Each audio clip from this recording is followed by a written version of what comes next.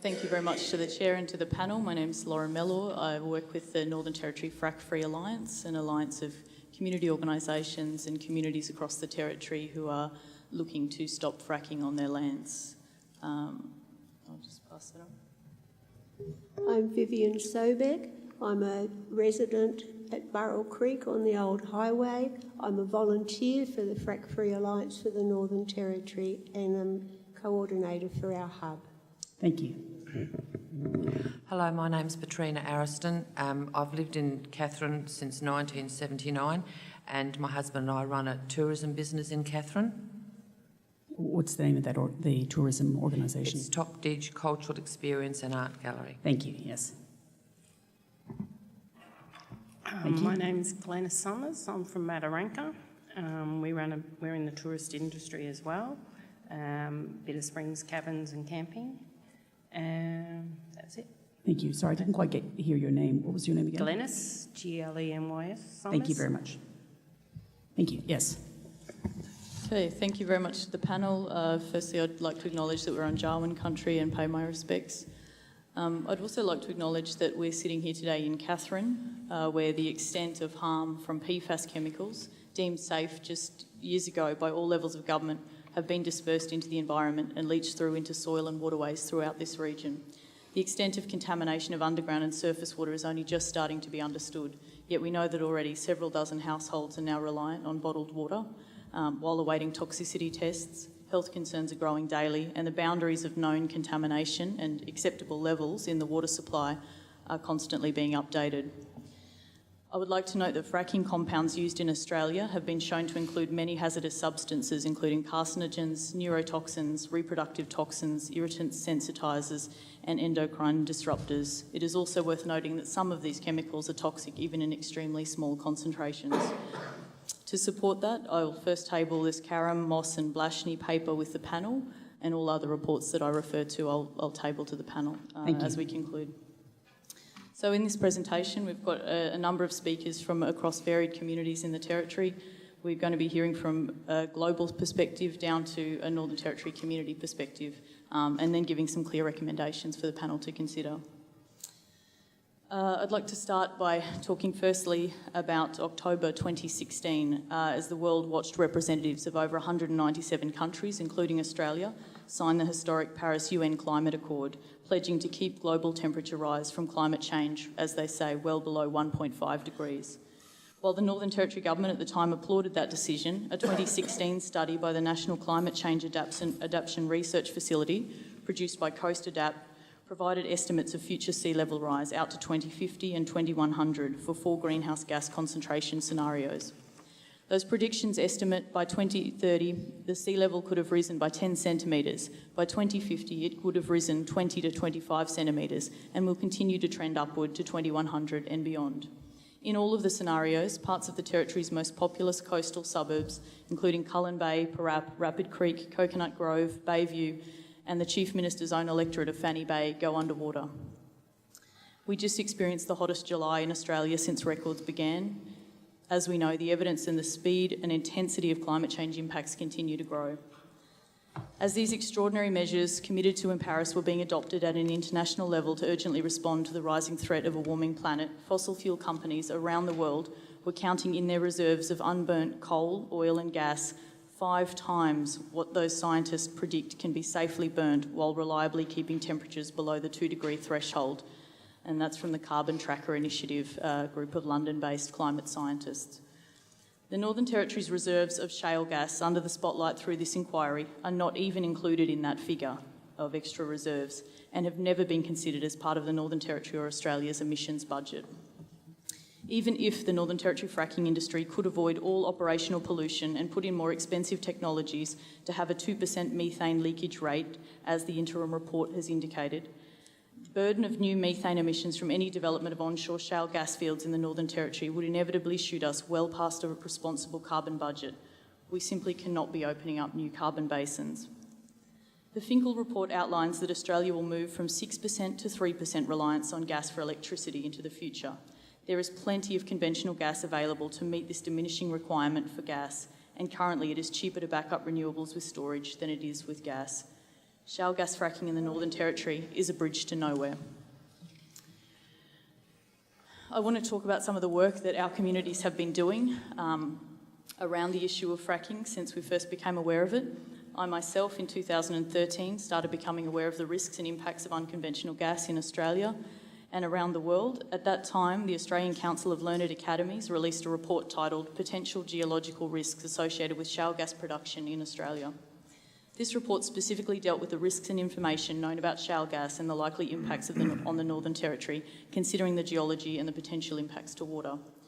That Arcola report, in their report, made an assessment based on the best available information at the time that there would most likely be a shale gas well every 800 metres in the shale gas basins across the Northern Territory.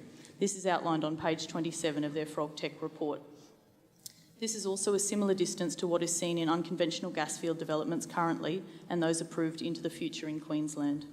This gas field layout assumption made by Arcola was supported by the photographs of shale gas fields that were operating in the world at the time and the testimonies and evidence put forward by the thousands of people living and working in shale gas fields around the world, particularly in North America. This is the type of information communities were requesting about the scale, nature, impact, the risks from this industry as it was being rolled out. And this was the information that myself in my role bring to communities that we've been invited to visit across the Northern Territory.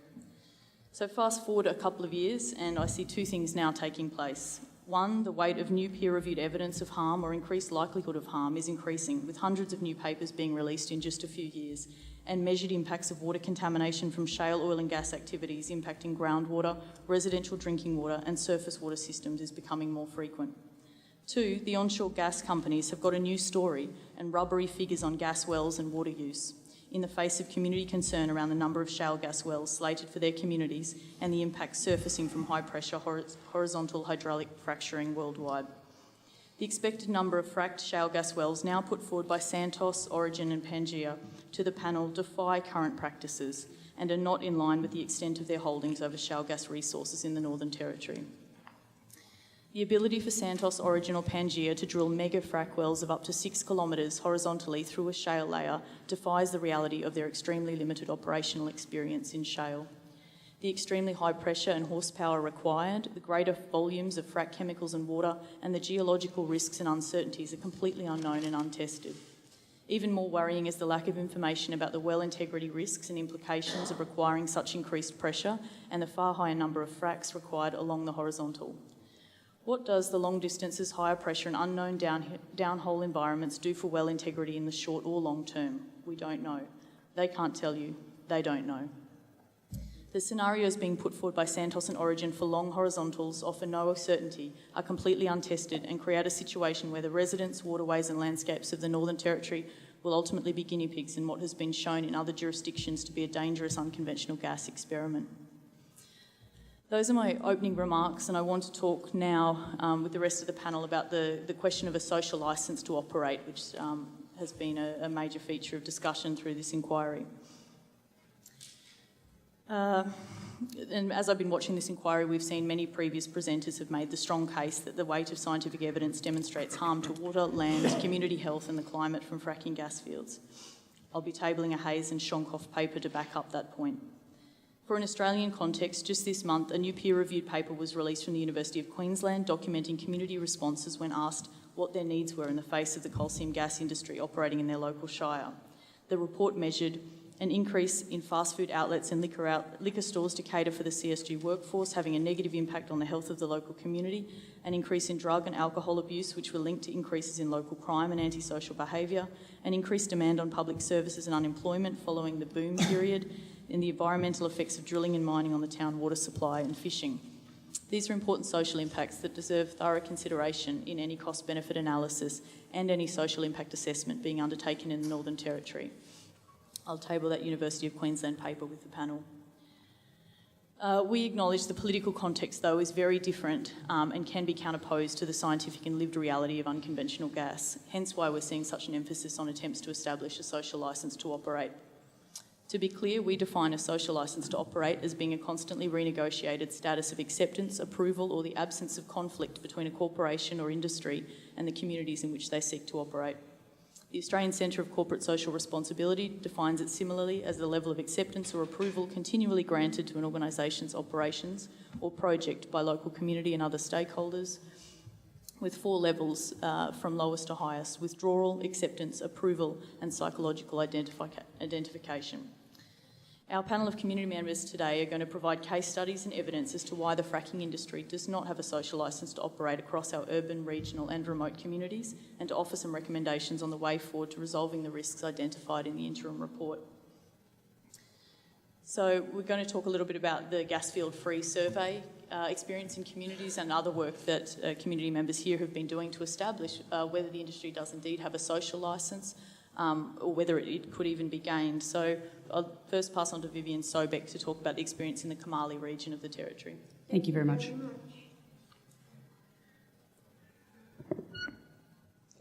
Thank you. My work involved working part of Adelaide River out from the boundary down to the Tipperary turn-off. You know, we called this area Silkwood. It was a development of the breaking up of the western part of old Mount Bundy cattle station. And what's of interest there is that the holdings are quite large, from say 350 acres to like mine is 1,075 acres, so they're big. It's escarpment country, it's water constrained country. Some country down on the floodplain, it's good cattle country. Some you can do ponding with different small enterprises such as Hymenacne and Kudagluma, a native grass that has 30% raw protein. There's other opportunities for organic farming, which some people have taken. We've had people who have made their living from horticulture, growing tropical fruit and some vegetables as well. The overriding thing about that area basically is it's water constrained. It's part of the old Burrell rock formation, the end of which pops out at the Casuarina beach, and there's a little sign there telling you it's part and parcel of that. So the people who have bought these blocks since the early 90s are old Territorians, not necessarily in age, but they're born and bred or they've been here a hell of a long time. I've been here 49 years, came when I was a young thing and never left.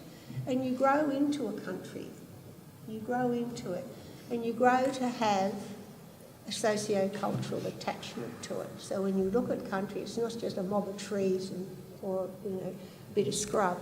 It's actually it's something that has quite a lot of control over your life sometimes, particularly when you get 16 inches of rain in 8 hours and the creek rises 14 minutes and you have 75 centimetres of water running through your house and you thought you'd be fine forever. So this country, don't take it for granted. And I think that's one of the important things. The vagaries of the wet season is one important aspect. You can go, I've had 3 metres of rain in one wet season and 1,080 in another. So, the notion that one can depend that each year is going to roll along in a graceful method, it isn't true. And as people live here for longer and longer, they learn to recognise this and they adjust and change their behaviour accordingly. If they don't, then it's to their own detriment. So when I was doing the survey for the particular area that I actually did personally, I was interested in the way people responded, why they didn't want it after they had the 2-week period of time to look at the CD on sacred ground, which was pointing out the pros and the cons, but unfortunately most of them are the cons against fracking. We haven't yet come across anything that says it's absolutely fabulous and gosh, what an opportunity we can't miss. And that's the overall thing that came through on the request that people listen to these CDs, look at the notes, and I go back in 2 weeks, phone them, email them. 2 were living overseas, so that was emails. So the result of this sort of collective consciousness that came to people making up their mind, not based on motherhood statements, it was based on experience living in this part of the Northern Territory in the top end. And it went along with a history of remembering their long-term Territorians of being left holding the baby, beginning with the uranium industry around the Bachelor area And the bachelor people have very long memories. They remember. And the Lake Bennett is really basically across the highway to the east of Bachelor. They are long-term Territorians there as well. So that the whole group, Adelaide River, you've got people who've been third-generation cattle industry people here, so they're not really bright-eyed and bushy-tailed. They're also very good, can I say, crap detectors. They know how to research, they know how to network, they know how to talk, they know that I can talk to this bloke, oh, he's got a son-in-law that's this, that and the other. So the information comes from networking, and it is very, very strong, and we talk to each other. And information goes like fire around the community. We may not go to the pub together and all that sort of stuff, but it is there. And on this particular issue, it's very clear that being a Territorian and being reasonably experienced in what works well and what doesn't work well, and also being being literate, if you like, with the internet has been an amazing thing. And they're very good at working out what is just a motherhood statement or what's, you know, a lot of hype versus what is really good data. And the data keeps coming out. I actually had a phone call from one landholder yesterday. Viv, how'd that Katherine thing go? And I said, well, it hasn't yet. I'll ring me tomorrow night and I'll have more information. Because they're keen to know. They want to know what's going on. The overall outcome was overwhelming for the Comali region. No, we don't want fracking. It's not safe enough. The evidence is not there to support it. And the way it went, Adelaide River's probably got about 200 people in the town. We had 150 responses, so that's adults over, basically I think only 3 or 4 didn't respond or said, oh, it'd be fabulous if we had some fracking, because that would be good for the town, it'd be good for business and that sort of thing. So of the 150 respondents in Adelaide River, 96.5% said we do not want fracking, we do not believe that it is appropriate, it's not safe, and we don't need it. Comments like, well, what the hell have we got all this sunshine for? You know, these sorts of comments are coming out. I know they're ground level, but that's what drives people's perceptions of life. Bachelor has, that's the biggest population. There were 231 responses in Bachelor. They have a large non-permanent population with the students from the Bachelor Institute too, so that tends to puff up. And of that, 98.1% said no thank you to fracking. Lake Bennett, 15 people live there, and 100% said no, we don't want fracking, thank you very much. Where we also went to council, Comali Community Council, and they actually wrote a letter to the Minister, to Minister Tolmer, supporting the community's view that fracking was to be reserved from the Comali region. We thought that that had actually been granted, and it was initially, and then suddenly when the new map came out, what section was it? One of the sections had suddenly been removed, so where I am is now at risk again. Whereas I thought it was safe, because that was what we were led to believe by the Minister and the leader of the Chief Minister at that time. So when it comes to trust, there's not a lot. And so if you haven't got the trust, it's going to be an uphill battle for a social licence to operate. And that social licence isn't really getting any good support, because the latest stuff to come out from America, from their own EPA, regarding long-term pollution of water tables there, is pretty compelling. The anecdotal evidence of ex-residents of the Chinchilla and Roma area who cannot sell their properties, they've moved too close to Adelaide River, they've got a new property, but they can't even sell it because there is no value, because the water tables are destroyed. So all of these things feed into how ordinary human beings, the long-term Territorians, think and how they respond to these different ideas that come in. It's not anti-development, but what it is, it's a recognition that you can't have multiple land use if you're going to have fracking. We have rules regarding fires. But if you're going to have a flare all the time and there's a 40-kilometre southeasterly blowing, not easy. We're on a fire ban and the flares are still flaring. You know, I mean, how are we going to work around those sorts of things? So, all in all, in a nutshell, the answer from Kamali region is no thank you, we do not want fracking. I've got one little bit more. Pardon? Oh, right, okay, no, I've done one. So thank you for listening. Thank you. Yes, next speaker. Just to be clear about the survey question that was put to respondents through the process, it's do you want your region to be Gasfield-free? So survey respondents had a chance to answer either yes, no or unsure through that process, and obviously only over 18s were able to answer. Every resident was given the chance. We don't have the resources of the census, obviously, but certainly gave it a red-hot go to absolutely come back and see people multiple times so they could have an opportunity to answer. And it was proposed through public meetings in these places, and the teams of surveyors were combined of people voluntarily putting their hand up from that community and saying, I would like to conduct this. So that was generally the process in which these surveys took place everywhere. Hello.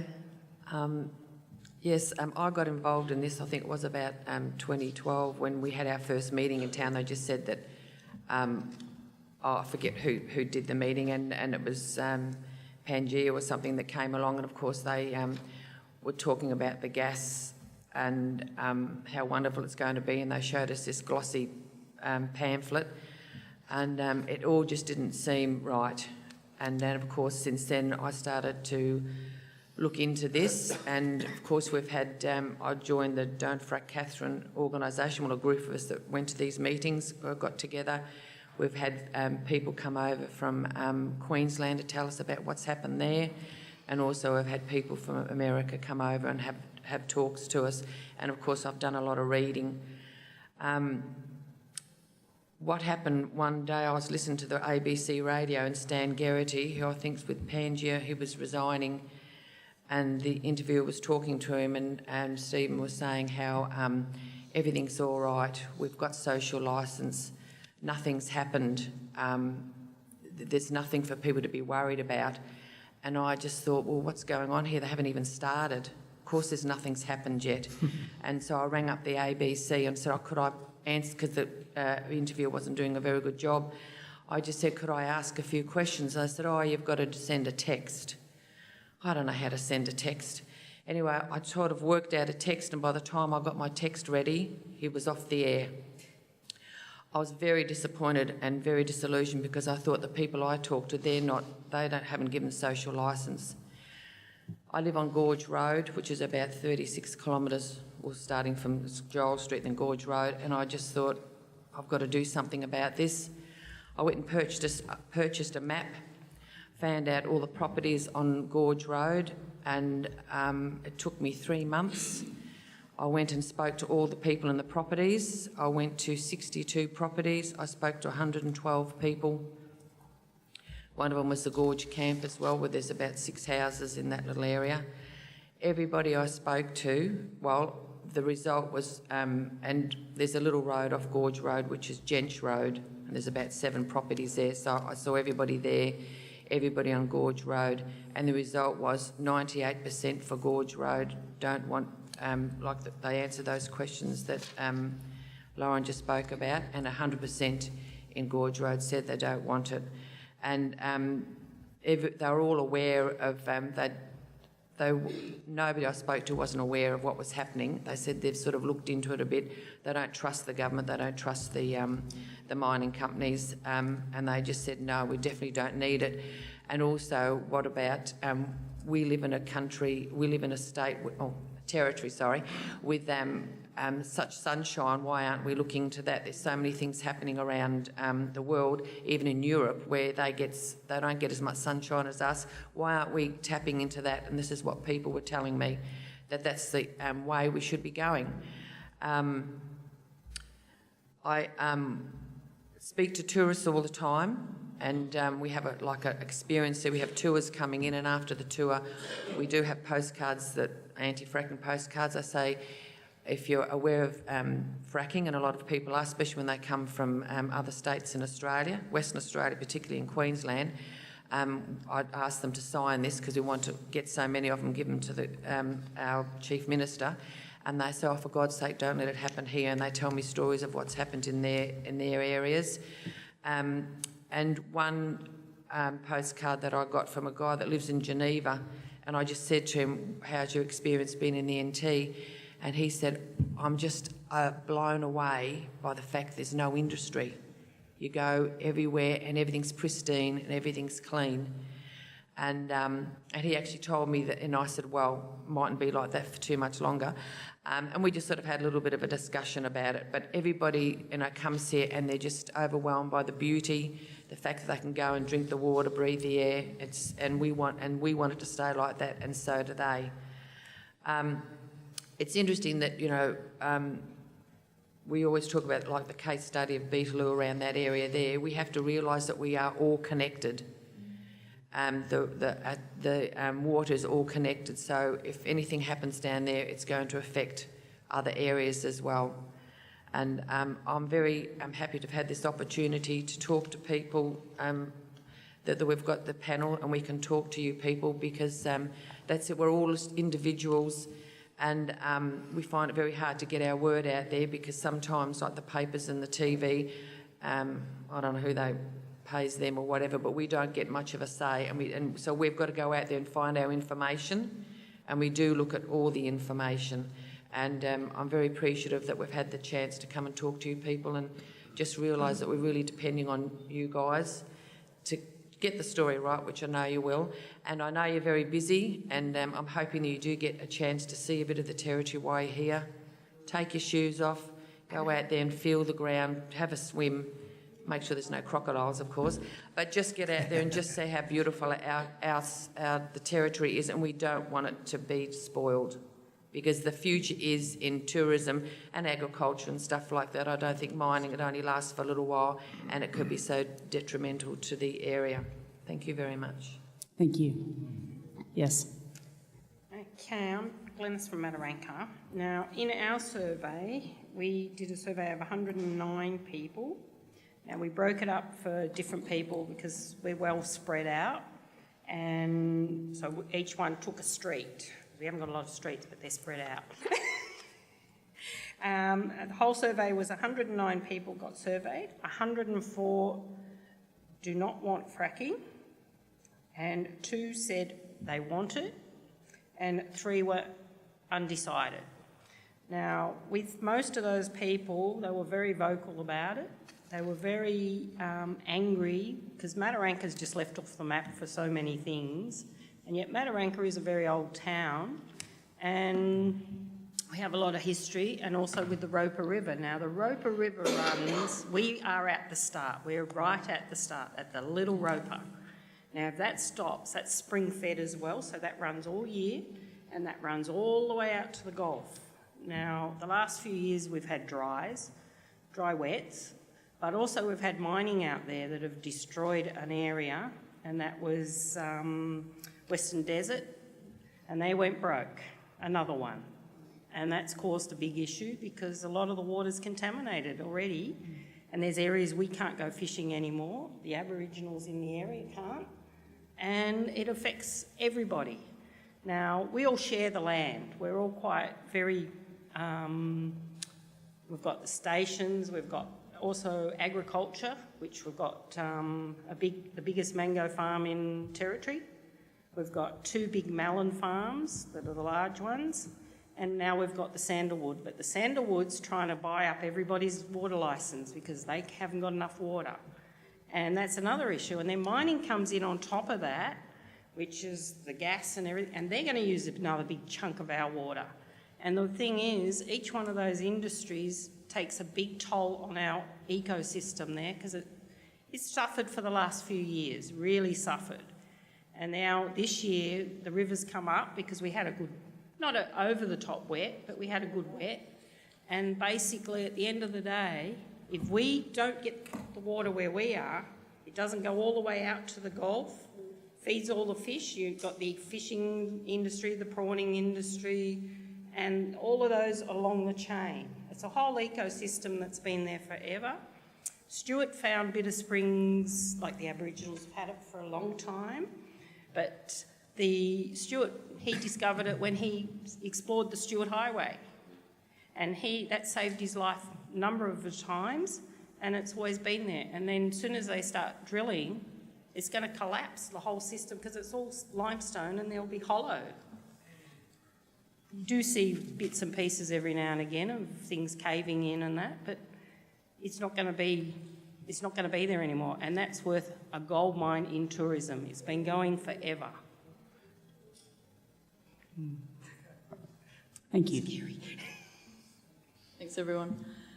I just want to add to that 2 more survey results that were done, and unfortunately the community members who were to present those can't be here today, but those are the old east side suburb in Alice Springs. The question again was put, do you want Central Australia to be free of shale gas fracking? And that was self-declared by the community to be Gasfield-free. They surveyed a total of 603 residents in that suburb. The response to that question was 538 in favour, 17 against, and 48 unsure. So the results there were 89.2% of the old east side suburb wanted to see it Gasfield-free. So that's a really strong result there, and shows a high level of understanding about the industry and people's values regarding it there. And most recently, we just had the remote community of Borroloola in the Gulf of Carpentaria declare their community Gasfield-free based on a survey of approximately 400 residents, with 382 in favour of a Gasfield-free region there and just 2 unsure, which also demonstrates a high level of awareness across remote communities here, which are largely surrounded by fracking permits. So those are the survey results that we've concluded thus far, and there are other communities taking on this work as we speak to demonstrate the views and attitudes of their residents. I also wanted to refer the panel to a ReachTel poll that was conducted just before the 2016 Territory election, in which a question was put to members of across the Darwin electorates, whether people were concerned about the impact or risk to water supplies from shale gas fracking. 84% of residents polled in those Darwin electorates reported being concerned or highly concerned about the impacts of fracking on their water and on pastoral leases was a second question. So we can table the entirety of those questions to the panel and the responses there, but it shows even in urban areas people are quite concerned about the impacts on our natural resources and water. I know the panel's been referred to it before, but I wanted to reiterate that 70 Northern Territory cattle stations also signed a pre-election statement calling for their water to be protected through a ban on fracking or the lifting of permits in their region over pastoral leases. And also local councils have done quite a lot of work to reflect residents' attitudes around this and to do their own research. And currently Waggut Beach, Kamali, Alice Springs and the Katherine councils all have positions calling for permits to be lifted in those municipalities. So as you can see from this, community members have done the hard work of talking to their neighbours, learning about the onshore fracking industry and engaging fully with this inquiry and bringing what they know to the views of the panel. Northern Territory residents want the right not to be forced to live in a gas field and want the right to participate in the decisions that will affect their land, water resources and their livelihoods.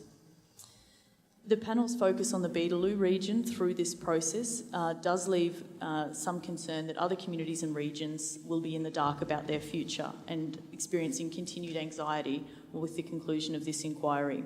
Living under an approved fracking exploration permit, as so much of the Northern Territory's population is at present, is incredibly stressful. People need certainty to invest in their families and their businesses across these regions. We would ask, how will these contested regions and the wide range of exploration licences and applications be dealt with outside of the Beetaloo region at the conclusion of this inquiry? Due to the sheer amount of evidence that's coming to light through this inquiry, we put forward that no government department, landholder or land council had access to the full picture of shale gas fields in production, nor the full gamut of risks that should be considered before an exploration licence is granted. We heard about that just in the last presentation. There is a lot of new information coming to light, despite these legal agreements being in place. We put to the panel that the Northern Territory Government and the fracking companies should relinquish the exploration licences where they are contested, as has been done in other jurisdictions, to allow for better informed consultations and participatory decision-making about these. Now, I just want to go to another issue that's come up in this inquiry quite a bit before we conclude, and that is the failure, the lack of trust, not just in the government regulators of this industry, but in the companies themselves. The inquiry's been hearing from many stakeholders that there's little trust in the government regulators to oversee this industry. I would also say there's low trust in the gas companies themselves, and with good reason.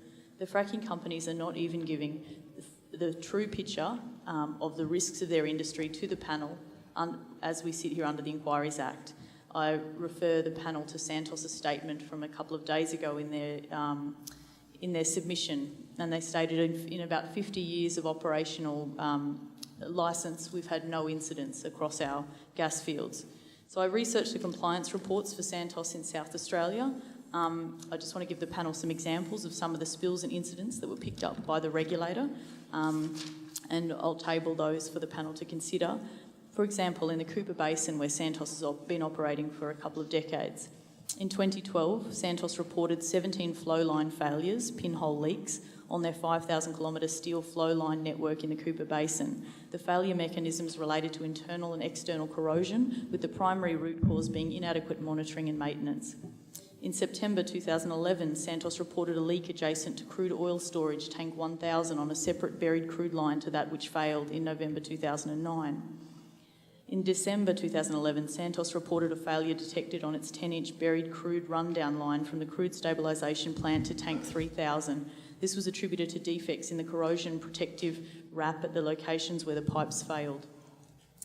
In January 2011, Santos reported hydrocarbon on groundwater at 22 metres below ground level. Dissolved hydrocarbons in the groundwater had been detected beneath a decommissioned burn pit adjacent to the Toolachee gas processing facility, within Petroleum Licence 14 in the Cooper Basin. The oily sludge pit at the Moomba plant is lined but leaking during operation. This allowed for vertical migration of contaminants through the soil profile and hence seepage into the underlying shallow aquifer. Not only has Santos put water at risk, they've put lives at risk through their operations. In 2011, the South Australian Industrial Relations Court ruled that 13 employees had been placed at risk due to critical safety shortcomings. These included an inadequate risk assessment which failed to identify the likelihood of plant failing due to liquid metal rendering it brittle. The company pleaded guilty to breaching the OH&S Safety Welfare Act after a safe work prosecution and was fined $84,000. On its Queensland side of operations, the Santos oil spill in 2013 released about 250,000 litres of oil to the Cooper Creek floodplain. A Freedom of Information investigation was launched into this spill. A July 2014 department briefing document noted Santos has historically had both major and minor spills, which can be attributed to ageing infrastructure and/or poor maintenance and management. The incidents and spills continue over time. For example, in 2015, Santos reports they had 75 spills of hydrocarbons and non-hydrocarbons of over 10 litres per spill. The total was over 2,600 cubic metres of uncontained volume. This is only measuring the fluid spills. The methane and other airborne pollutants are not even considered here. I have a table which I can leave with the panel with 6 years of data and continuous problems with uncontrolled fluids from Santos' own data and government regulators. It's also available online for anyone who cares to look on the 2015 Santos Sustainability Report. Thank you. So that's just a small summary of the reports that are available through the public record, and I'm sure there's also many more that could be accessed by the panel. But it does really put into question Santos's, truth in coming before this panel on those issues. I'd like to pass to Viv just to make some concluding remarks and recommendations to the panel now. So this inquiry in large part is really about establishing how the fracking industry can gain a social licence to operate. And as the interim report states, trust therefore is a critical issue in gaining this outcome. And the quote here from page 3 is the anxiety, if not hostility, surrounding fracking was on display during the first round of community consultations held by the inquiry. Overwhelmingly, the message received from the people who attended these meetings was that fracking was not safe, it was not to be trusted, and it wasn't wanted in the Northern Territory. So this is clear feedback from the population of Territorians, and it should logically then conclude that fracking does not really have an SLO, a social licence, to operate in the Northern Territory, and therefore it shouldn't proceed. We also think that on top of that, the data is available that says that the risks that the industry presents at the time now cannot be proven to be reduced significantly to acceptable levels that Territorians will take and accept themselves. So that was based on hundreds of conversations with Territorians, and we still do not think that any regulations can be, that social licence can be gained through improved regulation. For example, I think we've only got 1 or 2 mining inspectors available in the Northern Territory, and if we're going 5, okay, and is there a designated environmental scientist, or a group of them would be necessary? If you think that some places might have 200 to 300 wells, that's a lot of monitoring for someone in a large area like the Northern Territory to try and maintain at a level that kept everybody safe, including the companies themselves, so that they're not standing up for litigation and their public image is destroyed. So with those limitations in how well things can be regulated and or confirmed that regulations are being kept in place, the support for the current level of safety is pretty clear from the submissions that have been made to date. We've had a look, as the frack-free group here, at the terms of reference, and we still feel that a ban on the industry should be a recommendation made, and this then until such time as the terms of reference can bring about a reduction in risks and impacts, and that's going to be over time.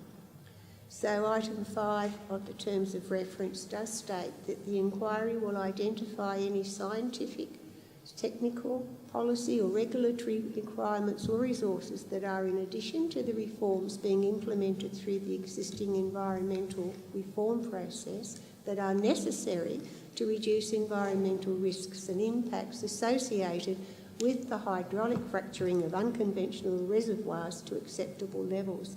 So in that sense, it sort of really does give the panel the right to ban hydraulic fracturing until such risks are going to be accounted for to an acceptable level.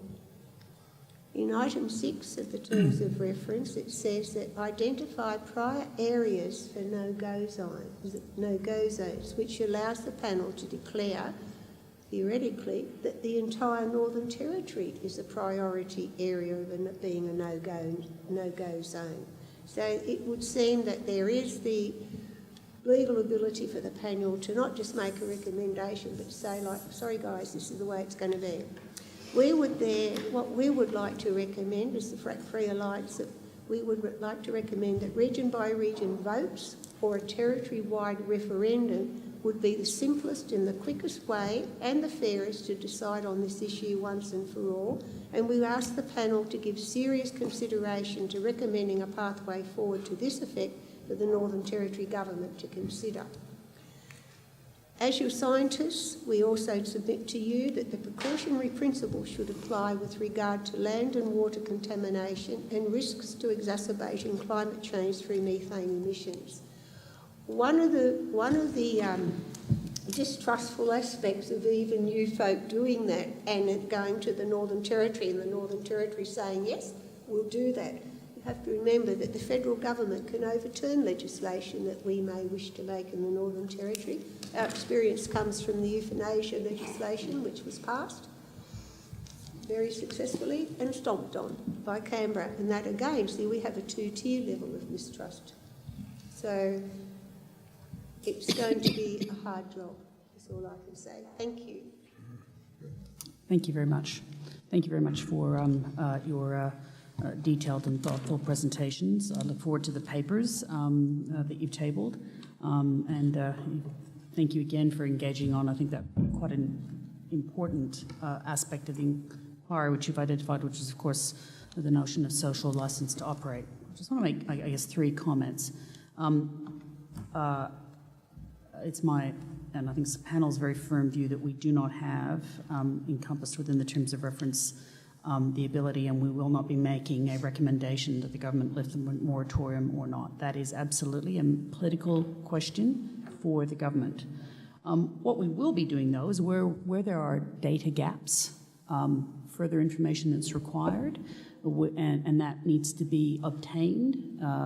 Rest assured that we will be making recommendations that that information, that data, those studies are conducted and obtained, that information is obtained. We will be doing that.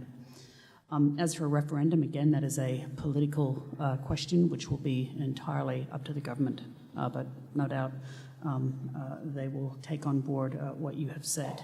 And I'll try to resist making any comments about how we decide social policy these days by postal votes. And the computer. The clear feedback from the Territorians that they were, that this wasn't wanted, and so on, that you quoted from the report. The panel was quite careful to note that encompassed and encapsulate views from those people who came to the community meetings. We were quite careful not to say that this represents the views of all Territorians. So I just want to make that perfectly clear, but you're quite right to identify that of the people who came to the community meetings, overwhelmingly that was absolutely the view. And we have, as I hope is reflected in the interim report, taken that absolutely on board as well. Just a question for you, Ms. Mellor. The information you got from Santos, which I'm quite interested in, on the incidents, including spills, you obtained that from the South Australian regulator's website. Is that how you got that information, or was that through trawling through Santos material? It's a combination of both. So there's Santos reviews, yearly reviews. There's also a document there that looks at 2011 to the present day, incidents, breaches and that sort of thing. Also from the industrial court down there, which ruled against Santos on a number of those breaches. There's evidence from there. So quite a number of sources, but I've compiled everything that we have, which really contradicts the claim that they haven't had any incidents worth noting to the panel in that time. Yeah, no, we're grateful for that. How easy did you, I just want to explore this, how easy, and there's a reason why I'm asking for this, asking these questions, how easy did you find it to get that information? It was very difficult. This was only brought to light by people in South Australia who have been looking at this because Santos has impacted their communities, and so they've spent quite some time trawling through databases to compile this information as well, and we're concerned that this wasn't being brought to light for the panel here. So I imagine that there is this sort of a log of incidents and breaches for each other company that is presented here to you, similar to this. But for us, in terms of the resources that we have, it's incredibly difficult to access. These are generally not publicly available, and it's very difficult for us to bring it to light of the panel, but I imagine all of these are contained with the regulatory departments in each particular state and could be obtained through there. Yeah, no, I'm asking because one of the things that we're looking at is sort of the transparency in terms of reporting. There seems to be a lack of transparency across different jurisdictions. They operate differently in terms of reporting, and one of the things might be to consider recommendations around real-time reporting of all incidences, perhaps within certain parameters, but on a website somewhere that's easily obtainable and easily researchable, and so everybody can go on and have a look and see exactly, what companies are or aren't doing. Absolutely, that would be important. Okay. Yes, Dr. Anderson. Thank you. I'd like to explore further the concept of social licence to operate, and in particular refer to a submission we had this morning that made the argument that social licence to operate is not really based on evidence. And the illustration that was given to us was contrasting the situation with the gas industry, which clearly doesn't have a social licence to operate, with the pastoral industry, which clearly does. And so let me just characterise the pastoral industry for this example. locks away vast areas of land from the public. Much of it's controlled by foreign interests. It employs relatively few people. It's a very dangerous workplace. It uses vast amounts of groundwater. It causes very considerable damage to terrestrial ecosystems, and it's a major emitter of methane. Now, all those statements are true. So I guess that's a question of how do you explain such a contrast in community perceptions of one industry over another that, at least on the face of it, does not seem to reflect the evidence that we have available? Well, I think off the cuff, at least the pastoral industry is producing something of greater need to people. They're producing food generally, and what the gas industry is doing is adding a gas reserve to an already overburdened climate. We don't need any more gas, essentially. I think the argument's been made here quite clearly. We are awash in that resource, and why then you would force landholders to open up their land to extract ever more gas for a very small return to a very small number of corporations. People don't see that as being in the public interest in the same way that they do see pastoralism and the production of food, because you could make the same argument about food farming and monoculture farming and that sort of thing. It does damage the land, it does deplete resources, but the reason why there is a different perception, I believe, in the community is because they are producing something of need that is distributed far more widely in terms of its benefit through the community than producing yet more gas in a region that certainly doesn't need it. And the toxic legacies left behind, I think, by the mining industry and particularly by the shale fracking industry is far worse for people to consider, and in a lot of cases we don't have a resolution to a lot of those problems. So I think it's for those two reasons that the pastoral industry maintains a social licence and the shale fracking industry can't gain one.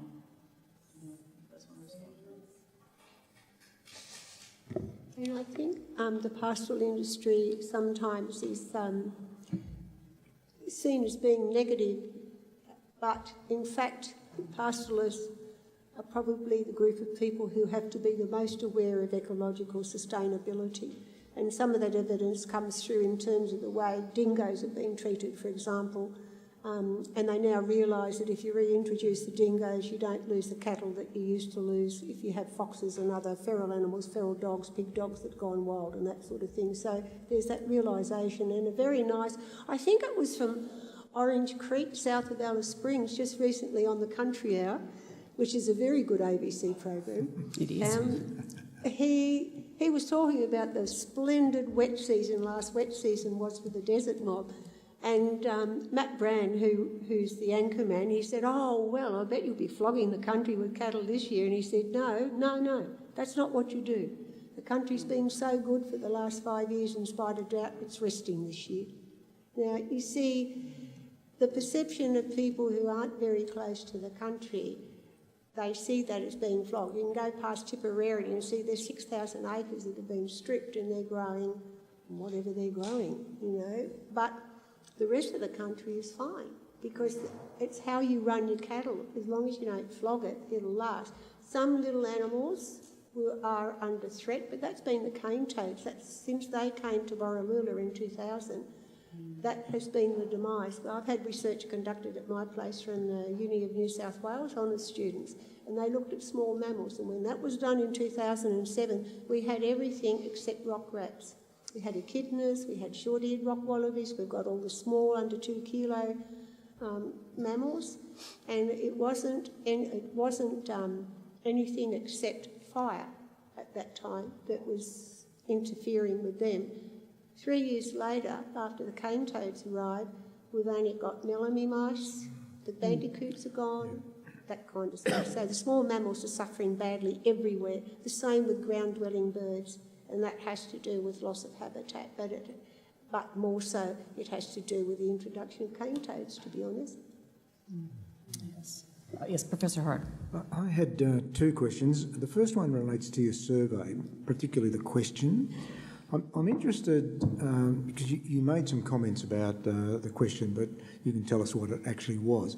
I'm interested actually as to whether people were concerned broadly about their own area or the broader region. So is it the NIMBY syndrome, not in my backyard, that they're responding to, or more broadly?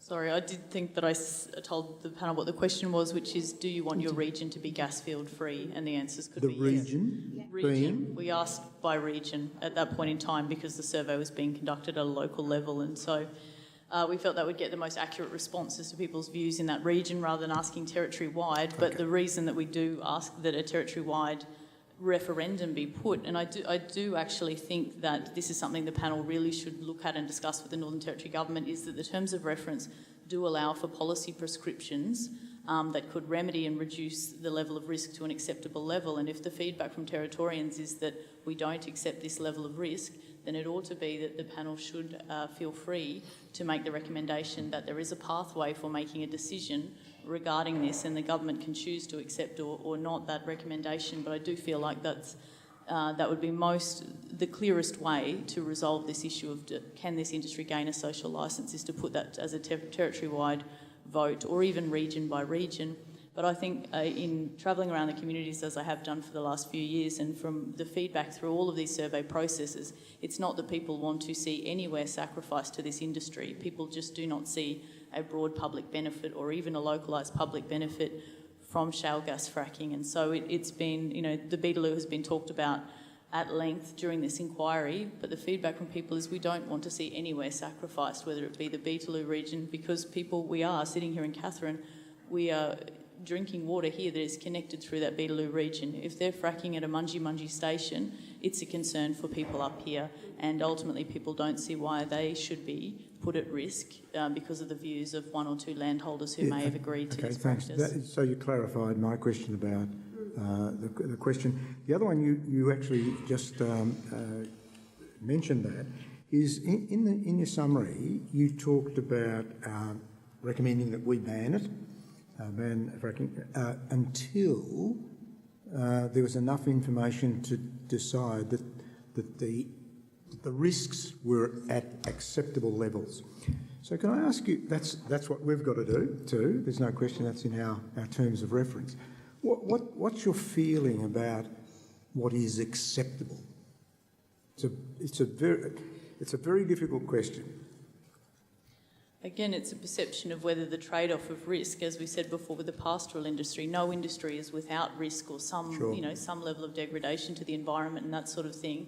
It's about what level of trade-off people are willing to accept, and they do that by assessing, is there a broad public benefit? Do we require these minerals that need to be extracted at this particular location, or is the farmland over top of that ore body more important? And I think people, their perceptions of what is the broadest public benefit inform the level of risk or trade-off that they're willing to accept from any of those imposed industries.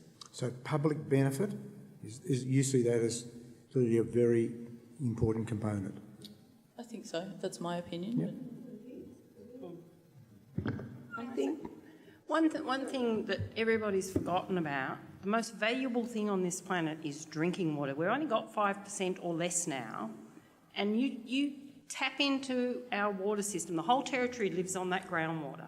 Doesn't matter where you come from. Sure. That's it, and they're all linked together if you really look at it all. And if we have to turn around and just get drinking water, that is going to cost us a hell of a lot more than the gas companies have ever given us back. And that's going to be their biggest draw card, is staying natural. Like I'm in tourists. Now we get them from all over the world, every country, they've been fracking at all of those, and they come here and they, like you said, they just say, thank God you're not doing it yet. And I said, it's already happening. And they said, no, no, no. They've lost their drinking water. So they're paying a fortune for water now. Look at you get the ads on TV every night. Oh, look, they're clean drinking water. Well, hang on, we're going to be in that boat if it's going to happen. Because the steel they use, doesn't matter what steel. We all have bores, and you put the steel down, it will deteriorate. And then it cracks, and then you've got to put a new bore down. And they're using Chinese steel. Now, it's supposed to be to a standard. You can't guarantee that. Ours was supposed to be to a standard that lasted for 12 months. It was steel from China. Now, we had our other bore lasted 75 years. We've got a new bore that lasted 12 months, fallen apart. Mm-hmm. And that's just from the drilling down. Now, in that situation, I know for a fact, like we have one rainwater tank. Once we run out, that's it, we go back onto bore water. That doesn't bother us because that's all we can do. We've only got a small roof to cover from.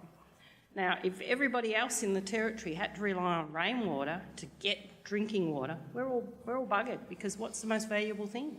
Drinking water. As soon as that's wrecked, it's all over. I'd just like to say too, a lot of the meetings I've gone to with the gas companies, and that question when it's put to them, if you contaminate an aquifer, what can you do about it? And they just cannot answer that. And I think that's a very important question because they still don't know what to do if that happens. And like with all the going through an aquifer and how things corrode and stuff, it's going to happen. And I don't think we can afford that to happen. I think what this inquiry is trying to resolve is how the Northern Territory Government should fairly deal with the natural resources that we have and allocate those to particular industries, to landholders.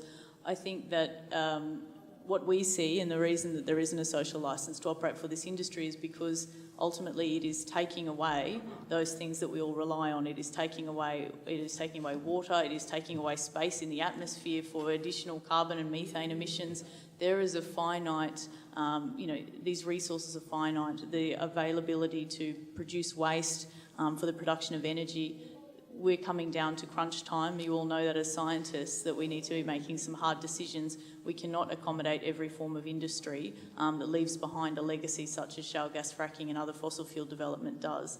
And so I think that should be the overarching consideration here, is not to use the water resources that we have, the clean drinking water resources that we're lucky enough to still have here in the Territory, to produce more gas for a market that is already awash with gas, and to ultimately take away from the generations that are going to rely on those things into the future. I see shale gas fracking as a form of intergenerational theft, and we're thinking about the next generations and our families here and what they'll have to rely on. It's not just about today and what money can be made off those resources.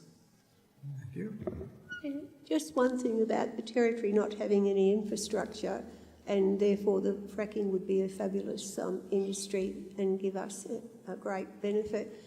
I think investment, if the same amount of money was available from the federal government and the NT government as they're happy to pour into foreign companies and pour it into infrastructure for ourselves, say for example, into the construction of solar energy, and to use that, there's an export industry waiting on our doorstep. It's called Southeast Asia. The possibilities are endless in terms of having non-polluting, of having sustainable kinds of industries in the Northern Territory. It's perfect because the majority of solar systems are built for temperate climates. And in that case, the early stuff that came into Australia worked beautifully down in Hobart and Sydney, but when it got up here, once it got over 35 degrees, the efficiency was dropping off. Now, since then, there's been some stunning stuff done with the University of New South Wales, and they have got panels now which they're not going to produce themselves because they're the research people. So instead of it going offshore, why can't we have our own infrastructure here? We're in the right spot in the Northern Territory. Hours and hours of sunshine. So, there's other possibilities. Governments, I don't know, sometimes their brains removed when they enter politics somehow because they just don't seem to see possibilities that will take the place of and in fact be better than what there was before. Fair enough. Yeah, yes, Dr. Beck. Ms. Mellor, thank you very much for your presentation and the information provided. I note that at the beginning of your presentation you said you provide references to the material that you were presenting. I just wanted to clarify with respect to those, those Santos incidents, would you also be providing references for each of those incidents? Yes, absolutely. They're all referenced, and I have the incident reports compiled here for all the panel members. Fine, thanks very much for that. Excellent. Thank you very much. Any other questions? Thank you. Thank you very much for coming here today and giving us a presentation. A lot of time and effort has gone into that presentation, and the panel's grateful. The papers and documents that you do have, if you could just give that to a member of the task force, I would be very grateful.